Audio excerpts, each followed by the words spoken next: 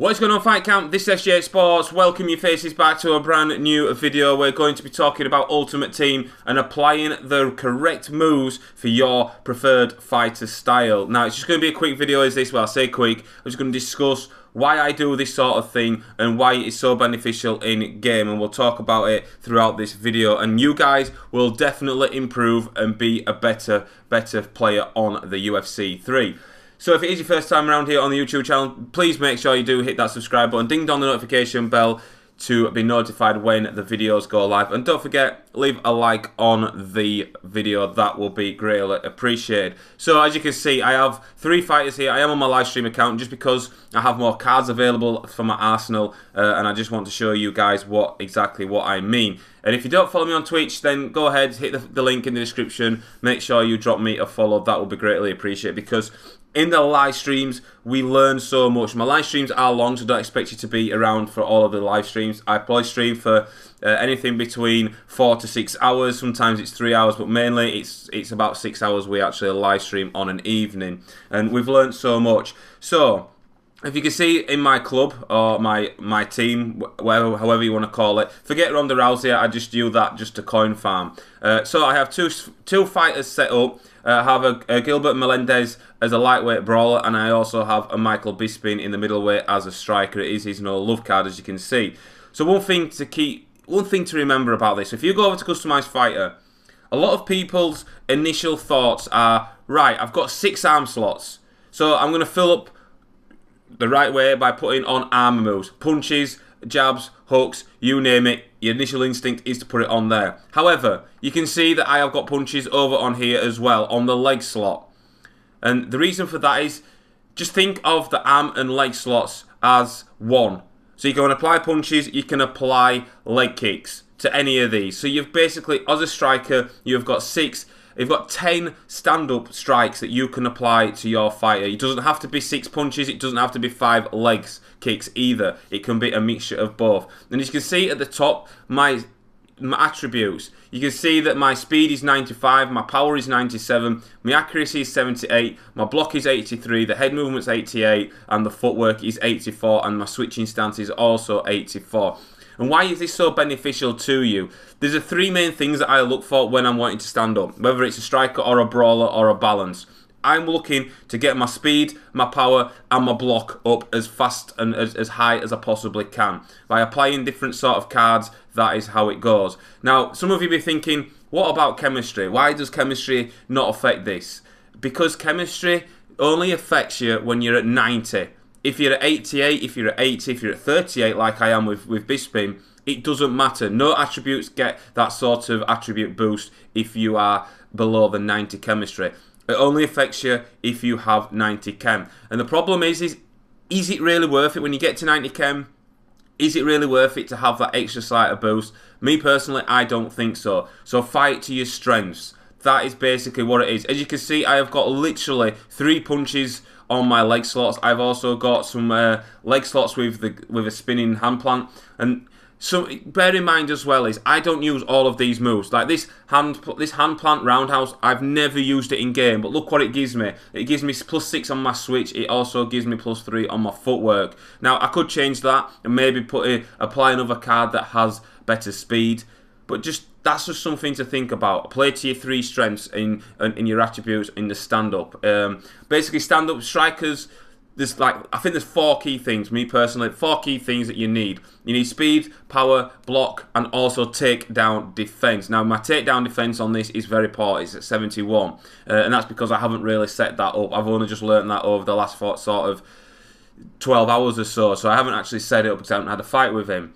But if we go back over to here, like this kick here, I don't use. I do not use the hand roundhouse plant. I also don't use a spinning back fist. Now and again I will use it, but look what it gives me, +6 and +3 power. It's just an incredible thing. The jab, yes, I obviously use the jab. Head movement, +7 on the head movement. Also we've got the Romero Haymaker, +8 on the power. So look at the base stats of the card. Don't get sucked into thinking, right, I need to apply punches to my arm slots, I need to apply leg kicks to my leg slots. It doesn't matter, it can be randomized. Use it as well as what you want, because let's be honest, there's so many you need three ticks per card to gain decent chemistry from it, and to be honest, I don't think a lot of people will have it. Let me go over and show you my brawler. Again, it'll be a very, very similar sort of setup. Play to your strengths. Don't worry about chemistry. Don't worry about having your leg kicks and your punches in the correct slot. So with this one, you've got 9 stand-up here, and 9 stand-up does help really well. So again, as you can see, I've got punches over here. I've got a spinning back fist, and I've also got a looping cross. And look at my speed, 93. My power is 100. My block is 86. My accuracy is 85. If we go over to grappling, again, you will see that I will have like takedown. In my takedown slots, I have Brazilian Jiu-Jitsu transitions, which is a ground, and also wrestling get-ups as well, just to show you that they are ground. As I flick to them, you can see that they should, in brackets, go in the ground slot, but it doesn't matter. It doesn't give you any advantage. Yes, I've put on a submission because I like my top game to be quite high. My top game is only 72, but the more important thing is, if you're okay on the ground, if you're an okay guy on the ground, you want your bottom game to be as high as you possibly can get it. In this case, it's 81. I think 80 will be the minimum, because if you can block and you can reverse transitions and stuff, then you are going to have that advantage over your fighter, whether it's a striker, whether it's a balance, and even it can be better for a grappler as well. Grappler will be a specialist. It will be quite difficult, but there's not many people out there online that will use specialist cards. Yes, you come up against them, but you probably come up against them once or twice in like 20 fights or whatnot. So just keep in mind what your base stats. Look for the main attributes that you want to use. So like this one, my brawler, the main attribute I wanted to use was a bottom game. That's at 81. My striking, again, my speed, I like my speed to be above 90. My power, I like to be above 80. My accuracy, it does also help as well. Head movement is key. I am learning head movement a lot better now, so I'll bring a tutorial on that and how to slip and counter a little bit later on when I've kind of mastered it a bit better. And I am improving as a fighter on UFC.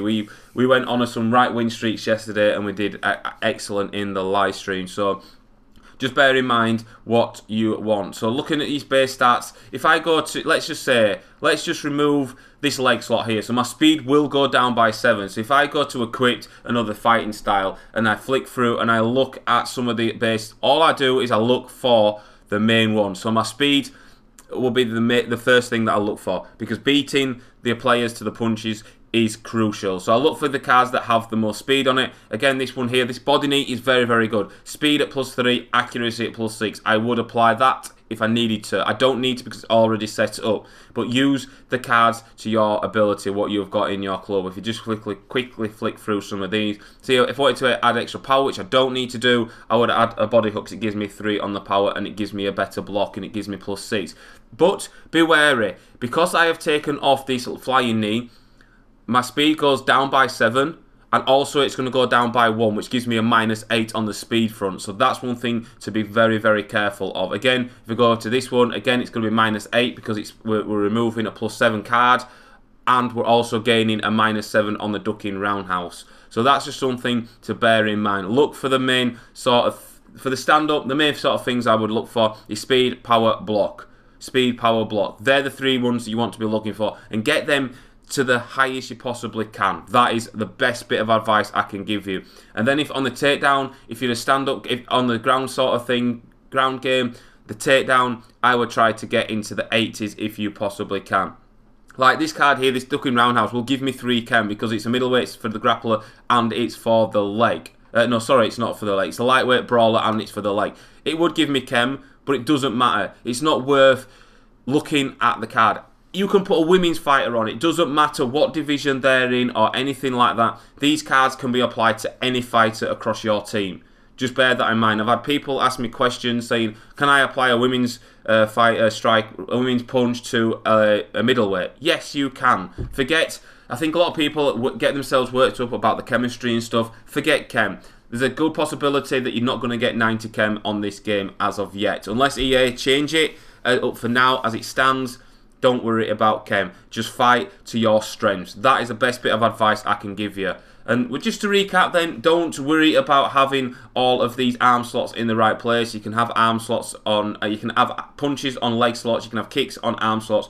It depends on what type of fighter you are. If you're a fighter that just does leg kicks and stuff, then apply 4 leg kicks to the leg slots. Apply another 3 to the arm slots if you really need to. Just use it as the stand-up. Forget the arm and the leg slots. Think of it in your mind as the stand-up. And again, the ground game, think of it as where your strengths are. If I get taken down with this guy, I've got a good chance that I know I'm on my back. I'm going to be able to get up quickly, or I'm going to be able to reverse his transitions because my bottom game is at 8-1. Hopefully you find this very, very helpful. I really do appreciate all your support that goes through on the channel, and that's why I bring these type of videos. Bear in mind, literally, this is a stand-up page, and this is to your strengths. If you're decent on the ground and you can block transitions, bottom game is key. Maybe you are decent on the ground and you want to get your top game up, then by all means apply it. Don't get sucked into what slot needs to go where because it doesn't matter. Work to your strengths. That is the best bit of advice I can give you on Ultimate Team. And I tell you what, if you mix up this with my basic strike tutorials, you will improve as a fighter massively.